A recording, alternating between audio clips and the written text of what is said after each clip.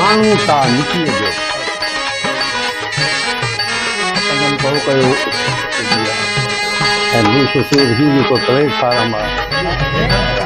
माण्हू था मिटीअ जो पर किरदार वॾी शइ आहे।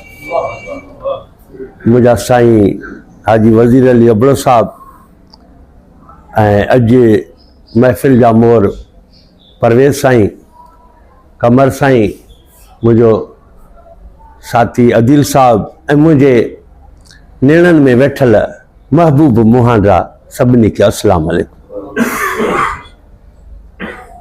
हिन दुनिया जे अंदरि टिनि क़िस्मनि जा माण्हू आहिनि, टे कैटेगरियूं आहिनि। हिकिड़ा उहे आहिनि जेके सिर्फ़ु पंहिंजे फ़ाइदे लाइ जीअंदा आहिनि त मूंखे फ़ाइदो पहुचे। ॿिया उहे माण्हू आहिनि जेके न कंहिंखे फ़ाइदो ॾियनि न कंहिंखे नुक़सानु ॾियनि। टियां उहे अज़ीम इंसान थियनि था, उहे माण्हू थियनि था जेके पंहिंजो जीव झोरे मारूड़नि जी कमु अचनि था, मारूड़नि जी ख़िदमत कनि था। बराबरि ॿिए जी ॻोल्हा हर कंहिं जीव खे करणी पए थी। परवेज़ साईं बि जेके कशाला काटिया आहिनि, महिनतूं कयूं आहिनि, उहा हिकु तारीख़ आहे, उहो हिकु बाब आहे।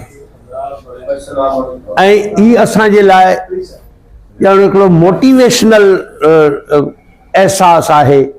असां सिख्या वठूं, एहसासु वठूं, मुतासिर कुन शख़्सियत आहे जो हुन पूरे खे एब न सम्झो ऐं उन मां तरक़ी कंदो पंहिंजे सुठे हुन पोज़ीशन ते आयो आहे।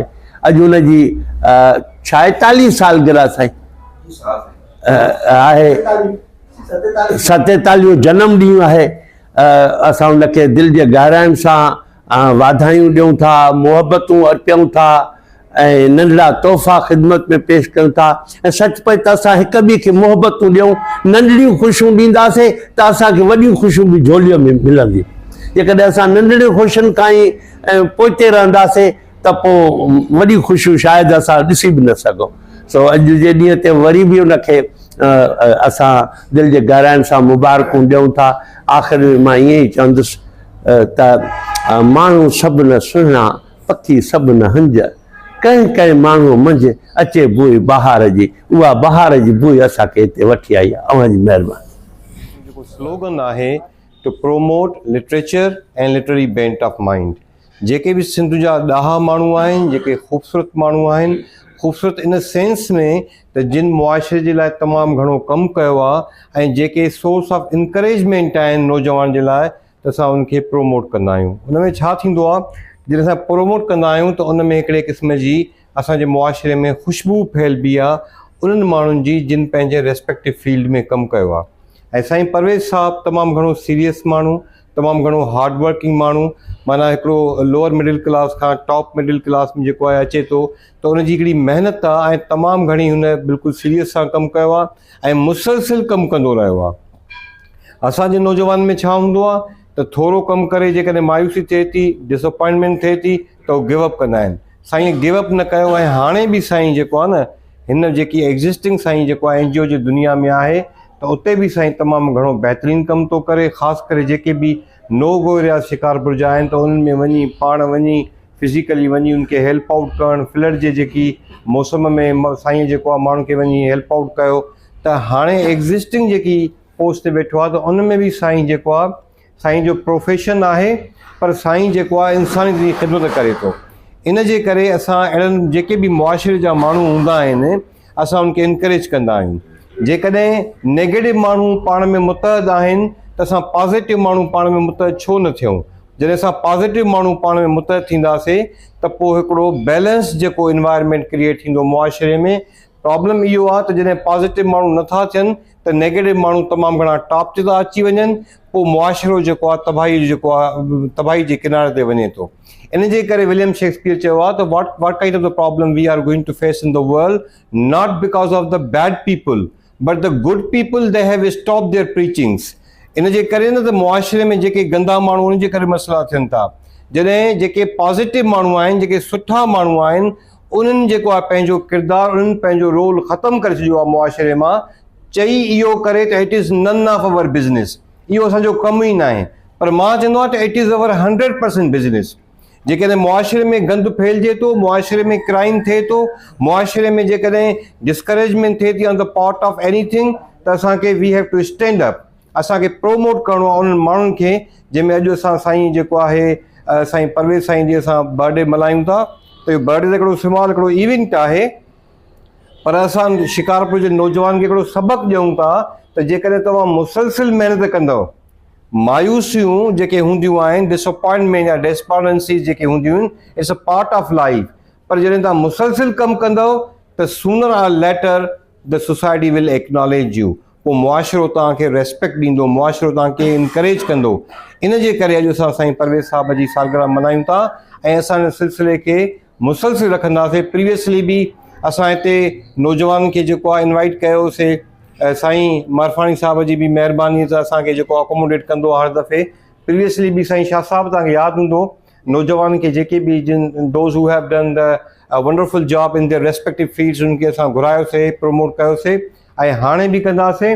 ऐं अॼु मां दिलि जे गहराइनि सां सभिनी दोस्तनि जे साम्हूं साईं खे चवंदुमि, साईं हैप्पी बर्थडे टू यू। महिरबानी। अॼु जीअं महफ़िल इहा जेका गॾिजाणी आहे, इन जे करे असां हिते मुनक़िद कई आहे त हिकिड़ो अहिड़ो इंसानु जंहिं ग़ुरबत में ज़िंदगी ॾिठी, यानी हिकिड़ो उहो माण्हू जेको चाहण जे बावजूदि सिंध यूनिवर्सिटी में दाख़िला मिलण जे बावजूदि IR जे शोबे में ऐं उनखे कंटिन्यू न रखी सघियो, ऐं उहो माण्हू जंहिं हिकिड़े नंढड़े मुलाज़िम जे घर में जेको आहे सो जनमु वरितो, ऐं जंहिं जेको आहे सो जॾहिं हुनजी शादी कराई हुई ऐं शादी जा हुनते ॿार पिया, ऐं उनखां पोइ उन कराची में जेको आहे सो हिकिड़ी फैक्ट्री में कमु कयो, ऐं उन जी वरी पंहिंजे हिकिड़े सियासी शख़्सियत सां उहा अक़ीदत ऐं मोहबत जो जॾहिं शहीद कयूम मंगी जी शहादत थी त उहो माण्हू बग़ैर मोकल मिलण जे हिते आयो, 3 ॾींहं तॾे ते वेठो, ऐं शहीद कयूम मंगी जो हिन माण्हू खे शहादत जो एॾो ॾुखु थियो जो ॼण हिन जो पंहिंजो वालिद साहिबु विछड़ी वियो हुजे, ऐं हींअर जॾहिं वापसि वियो त हिनखे हुते नौकिरी मां जेको आहे सो फ़ारिग़ कयो वियो। वरी माण्हू हिते अचे थो पियो 3 महीना कंटिन्यू बग़ैर कंहिं उजूरे जे ही सब्ज़ी मंडी में लिख पढ़ जो कमु जेको आहे हिसाब किताब जो कमु सिखे थो पियो। उनखां पोइ उते हिकिड़ी नंढड़ी VC विझे थो पियो, उहा जॾहिं हिनजी खुले थी त वरी को कारोबार शुरू थो करे। ईअं ई हींअर जेको आहे सो पढ़ण जे तरफ़ बि अचे थो पियो, हींअर जेको आहे सो सियासत में बि अचे थो पियो, सियासत जी दुनिया में अची करे वरी NGOs जी दुनिया में, NGOs जी दुनिया खां पोइ ही मुसलसिल मुतहरिक इंसान आहे। हिन जी जेका क्रेडिबिलिटी जेका सभ खां ॻाल्हि मूंखे बहितरीनु लॻी त ज़िंदगी पर हिन पंहिंजो जिस्म जेको आहे उहो बि कराची में वञी करे SIUT वारनि जो फॉर्म भरे उन्हनि खे जेको आहे सो लिखी ॾेई आयो आहे त बाबा मूंखां पोइ हयाती जॾहिं न रहे त मुंहिंजा उज़वा जेके आहिनि उहे कंहिं ॿियनि इंसाननि जे कमु अचनि। सो ही असां गैदरिंग हिन जे इन्हनि एहसासनि इन्हनि जज़्बनि जे करे रखीसीं, न कि हिकिड़े फ़र्द खे ख़ुशि करण लाइ या मुंहिंजो परवेज़ ज़ाती दोस्त आहे। असां चवंदा त इहे जेके इंसानियत वारा, जेके ख़िदमत वारा, इहे जेके जज़्बा आहिनि, इहे माण्हुनि में अॻिते वधनि, माण्हुनि में जेको आहे सो जीअं बहितरीअ जो हिकिड़ो रुझान वधे। इन सॼे सिलसिले खे तसलसल बख़्शींदे ऐं चाहींदुसि असांजे इन फोरम जो जेको असांजो सेक्रेटरी आहे ऐं सॼी असांजी कंडक्ट कंदो आहे प्रोग्राम कारवाई साईं आसिफ़ शेख साहिबु, त आसिफ़ शेख पंहिंजे ख़्यालनि जा वीचार वंडे। वञिजे हो वञिजे, वञिजे हो वञिजे, अखिड़ियूं पेर करे, अखिड़ियूं पेर करे, अखिड़ियूं पेर करे, वञिजे हो वञिजे। जनम असांखे मुबारक।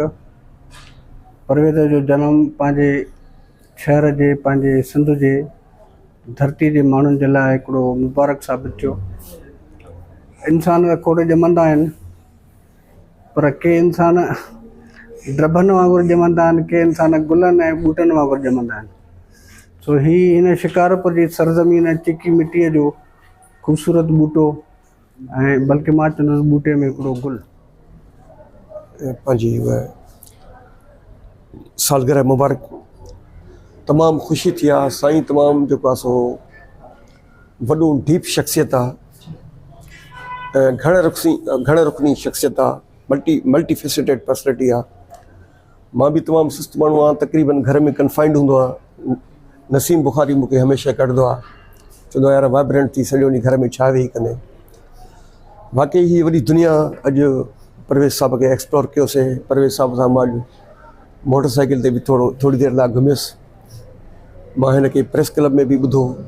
तमामु सुठो माण्हू, लिटरेरी माण्हू, ऐं तमामु पंहिंजी ज़िंदगी हिन ॿियनि जे लाइ वक़फ़ करे छॾी आहे। इहा तमामु वॾी ॻाल्हि आहे।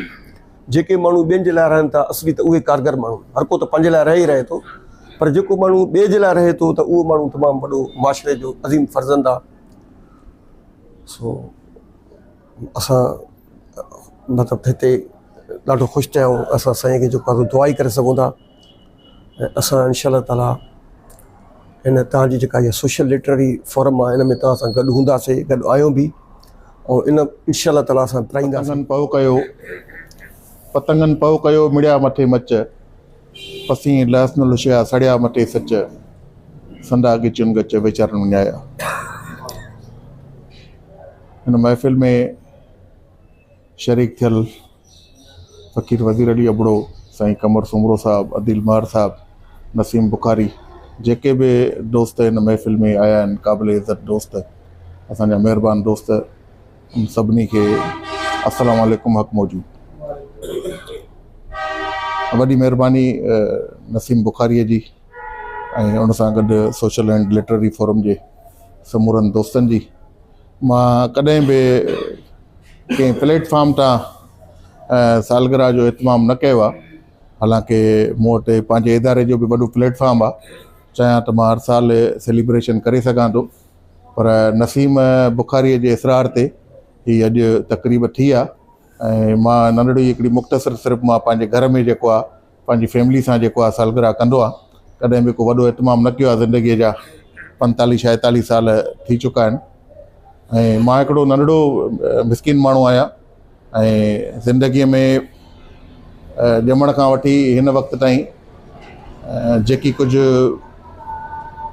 कामयाबी मिलियूं, नाकामियूं मिलियूं, खोड़ कामयाबी में मिलियूं, नाकामी बि मिलियूं।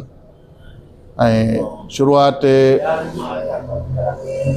असांजी क़ौमी फ़िक्र सां थी आहे ऐं उन खां अॻु में मज़हबी असर बि हुयो, पर शुरूआति लतीफ़ संगत खां रही ऐं लतीफ़ संगत खां पोइ कुझु मज़हबी असर हेठि रहियासीं, पर वरी जेको आहे बाज़ाब्ता साईं GM सैयद जा फ़िक्री पैरोकार जसाफ़ खां शुरूआति कईसीं ऐं नंढपण में ज़िम्मेवारियूं मिलियूं, शादी थी वई, उन खां पोइ रोज़गार जे सिलसिले में काफ़ी वक़्तु कराची बि रहियो। कराची में बि असां बाज़ाब्ता तौर ते क़ौमी ज़िम्मेवारियूं जेके आहिनि उहे असां पूरियूं कयूंसि। उते कराची में बि मां जसकम जो जेको आहे कोरंगी जो जेको आहे उहिदेदार हूंदो हुउसि ऐं शहीद बशीर ख़ान जेको आहे उन वक़्तु लांडी जेल में हूंदो हुयो ऐं हफ़्ते में जेको आहे असांजी उन सां मुलाक़ात थींदी हुई। क़ौमी सियासत में साईं GM सैयद सां त असांजी का वेझड़ाइप का मुलाक़ातूं न रहियूं, पर साईं GM सैयद जो अक्स असांखे ज़रूरु नज़र आयो शहीद कयूम मंगीअ में। शहीद कयूम मंगीअ असांजी हिकिड़े पीउ वांगुरु तरबियत कई, जीअं पीउ पंहिंजे बचनि जी तरबियत कंदो आहे। ऐं शहीद कयूम मंगी जा हम असर बि रहियासीं, हम सफ़र बि रहियासीं ऐं शायदि को अहिड़ो ॾींहुं न हूंदो जो शहीद हिते हुजे ऐं असां उन खां परे हुजूं। जेतिरो वक़्तु बि क़ौमी सियासत खे ॾिनो उन में ईमानदारीअ सां, सचाईअ सां धंधोड़ी क़ौमी वर्कर वारो किरदारु अदा न कयोसीं, पर हिकिड़ो साले क़ौमी वर्कर वारो किरदारु अदा कयोसीं। तोड़े जो क़ौमी तहरीक में के असांजा कामरेड जेके आहिनि क़ौमी तहरीक खे पंहिंजो ज़रिया माज जो ज़रियो बणायो, पर असां कुल वक़्ती कारकुन थी करे बि कॾहिं बि जेको आहे माना क़ौमी तहरीक खे जेको आहे हिकिड़ो मुक़दस ऐं हिकिड़ो जीअं पंहिंजे फैमिली जो हिसो महसूसु कबो आहे, ईअं महसूसु कयोसीं ऐं सुठनि लीडरनि सां गॾु रहियासीं। ऐं साईं GM सैयद असांजो रहबर आहे, उनजा फ़िक्री पैरोकार आहियूं ऐं उनजो फ़िक्री पैरोकार सॾाइण ते अॼु बि मां फ़ख़ुरु महसूसु कयां थो। समाजी दुनिया जे हवाले सां जिते बि असांखे स्पेस मिलियो असां उते बि हिकिड़ो साले सिंधीअ वारो किरदारु अदा कयो आहे। DPM GCS शिकारपुर जो तमामु वॾो समाजी नेटवर्क हुयो ऐं जॾहिं DPM GCS जो मूंखे हिते शिकारपुर में वागू मिलियूं, इतफ़ाक़ी तौर ते मुंहिंजी एंट्री थी। मुंहिंजो कोई बि समाजी या NGO साइड अचण जो इरादो न हुयो, पर मां पॉलिटिकल स्टीयरिंग कमेटी जो हिसो हुयुसि। उन महिल असद वेठो आहे, उनखे यादि आहे त हिकिड़ी असांजी SPO जेको आहे पॉलिटिकल स्टीयरिंग कमेटी ठाराई शिकारपुर जे अंदरि, जंहिंमें 5 जेके आहिनि उहे सियासी जमातूं हुयूं, जंहिंमें SUP बि हुई, GSN माज़ बि हुई, PP लेडीज़ विंग हुई, नवाज़ लीग हुई ऐं सिंध नेशनल फ्रंट हुई। 2012 जी ॻाल्हि आहे। उन वक़्तु DPM GCS जी क़यादत डॉक्टर खलील सियाल वटि हुई। पोइ असांखे एक्टिविटीज़ जे मद में जेको आहे SPO सपोर्ट कंदी हुई। पोइ जॾहिं मूंखे कन्वीनरशिप मिली हिन जी पॉलिटिकल स्टीयरिंग कमेटी जी, त उन महिल सिंध जे अंदरि बिटो बल्दियाती निज़ाम जो करंट इशू हुयो। उन वक़्तु असां बल्दियाती निज़ाम जे हवाले सां, लॉ एंड ऑर्डर जे हवाले सां खोड़ सारियूं एक्टिविटीज़ करायूं, पर उहे ॾाढियूं शानदार क़िस्म जूं एक्टिविटीज़ हुयूं। जेकॾहिं असांखे उन एक्टिविटी जे मद में 10,000 बजट मिले पई त असां ख़र्चु अञा कुझु उन में वधीक पिया करे छॾियूं। सो असांखे ॾाढी सुठी एप्रिसिएशन मिले पई मथी सतह ते बि, त तव्हां ॾाढो सुठो कमु था कयो। उन वक़्तु DPM जी हालति जेका आहे उहा ॾाढी हिते ख़राबु हुई ऐं DPM जूं वागूं जिन माण्हुनि वटि हुयूं उन्हनि जी परफॉर्मेंस जेका आहे उहा तमामु हिकिड़ी नाकारा क़िस्म जी हुई। उन वक़्तु हैदराबाद में हिकिड़ी मीटिंग थी SPO जी रीजनल ऑफिस में। पोइ उते डिसाइड थियो त शिकारपुर में DPM सां पार्टनरशिप ख़तमु करे असां खीरपुर में जेको आहे माना हिकिड़ो नओं नेटवर्क ठाहे उते जेको आहे असां पंहिंजा इहे प्रोजेक्ट कन्वर्ट कयूं था पिया। पोइ हुते चयो त पॉलिटिकल स्टीयरिंग कमेटी जी परफॉर्मेंस सुठी आहे, DPM जी परफॉर्मेंस आहे, उते DPM खे कंहिं रिप्रेज़ेंट बि न कयो। ऐं बिलख़ुसूस ही जेको प्लेटफॉर्म आहे सोशल ऐं लिटरेरी प्रोग्राम, इहो अॻे बि थोरो ॿुधो होसीं, पर हाणे उनजो जेको बाक़ाइदा वजूद उन में जेका ही बाटी ऐं कारंदा आहिनि उन्हनि मां असांखे काफ़ी उमेदु आहे त बहितर रिज़ल्ट इनशाअल्लाह साम्हूं अची वेंदा। नसीम साहिब जो ऐं इन सां गॾो गॾु अव्हां जी हिन प्रोग्राम जी हीअ हिकिड़ी वॾी ख़ूबी आहे ऐं सुठी ॻाल्हि आहे त अव्हां उन्हनि माण्हुनि खे मान ॾियो था पिया ऐं उन मां कुझु कराइण जी कोशिशि कयो था पिया जेके मिडिल क्लास आहिनि या दरमियानी क्लास आहिनि, जंहिंखे मां चवंदुमि त सेल्फ मेड माण्हू आहिनि। सेल्फ मेड माण्हू इंसान उनजो क़दुरु करणु घुरिजे। ग़रीबत को ॾोह कोन्हे का, मज़दूरी को ॾोह कोन्हे को। असांखे उहो तबिको जेको सरमाएदार तबिको आहे या जंहिंखे हिते असां वॾी दुनिया जी इज़त ॾियूं था पिया, उन्हनि असांखे सुप्रेस कयो आहे, दॿाए रखियो आहे। पर जेकॾहिं तव्हां तारीख़ ॾिसंदव, काइनात जो सॼो निज़ाम ॾिसंदव त अल्लाह तबारक ताला में जेके अज़ीम माण्हू आहिनि, पैगम्बर जेकॾहिं आहिनि, उहे तव्हां ॾिसंदव त उहे सभु ग़रीब हुया आहिनि, सभिनि पोरियो कयो आहे। दुनिया जा वॾा जेके बि जेके मुवरख़ आहिनि या जेके ईजाद कंदड़ आहिनि या जेके दरियाफ़्तूं कंदड़ आहिनि या ख़ुदा जी क़ुर्बत करण वारा आहिनि या जिन क़ौमुनि ऐं मुल्कनि लाइ वॾा अज़ीम कम कया आहिनि, उन में तव्हांखे मेजॉरिटी जेका मिलंदी सभु ग़रीब जी मिलंदी आहे, महिनत कश जी मिलंदी ऐं उहे माण्हू मिलंदा जिन तव्हांखे पोरियो कयो आहे। सेल्फ मेड माण्हू जंहिं पाण पोरियो कयो आहे उनखे ॿिए जे ॾुख दर्द सभ जी ख़बर हूंदी। इन्हीअ जे करे परे साहिब जी जेका ज़िंदगी जी लाइफ आहे उहा बि जीअं हुनजी आप बीती आहे, उहा उन में सेल्फ मेड आहे। हुन ज़माने जूं गर्दिशूं ॾुख सूर ॾिठा आहिनि, तंहिंजे करे हुनखे ॿियनि जो क़दुरु आहे। ऐं उन क़दुर जे मुताबिक़ इहा शइ हुनजे मरण ताईं रहंदी ऐं इनशाला हू कंदो रहंदो ऐं उन में सुरखुरो क़ाइमु रहंदो।